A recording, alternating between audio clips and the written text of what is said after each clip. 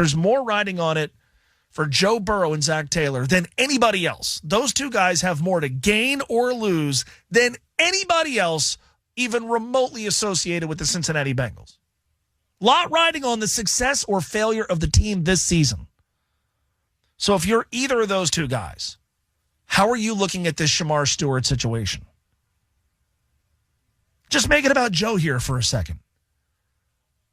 You've gotten to an offseason. There's no injury issue. There's no health issue, knock on wood.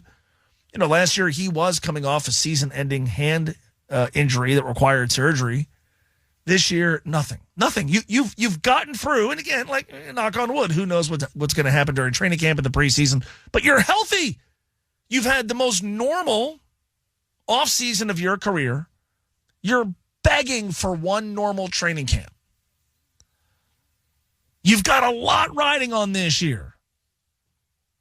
How exhausting must it be to have not only the almost inevitable Trey Hendrickson thing looming over the start of training camp in all likelihood, maybe the end of training camp, possibly the start of the season, but now you've got this Shamar Stewart thing, which has been, in my opinion at least, completely avoidable.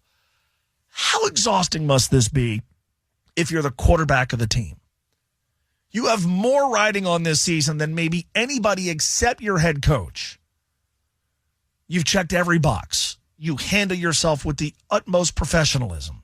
You're known as a gym rat. You're the guy around which everything revolves. You're begging for one semi-normal training camp. And now we got to spend the next 5 weeks wondering if the team's first-round pick is going to be there. You're Zac Taylor. Hot seat. Playoffs or bust. Maybe playoffs advancement or bust. At the end of the day, you were hired to win a Super Bowl. Now, you came before Joe Burrow, but it's abundantly clear when you were gifted Joe Burrow, the directive was, Zach, win us a title. Your seat is hot despite the fact you've taken the Bengals to consecutive AFC championship games. Why is it hot? Because of last year's failures, and he can cash in some equity. He doesn't have a Super Bowl title to cash in. So, dude's got a lot riding on this season. Every day at training camp, frequently during the offseason, he's the guy that's got to be the spokesperson for the team. He's the guy that's got to do press conferences, media availabilities. And every time he's got to answer questions that he has nothing to do with, like contract stalemates.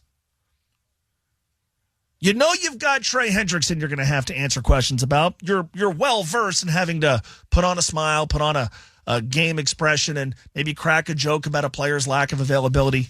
And now you got to do this with Shamar Stewart.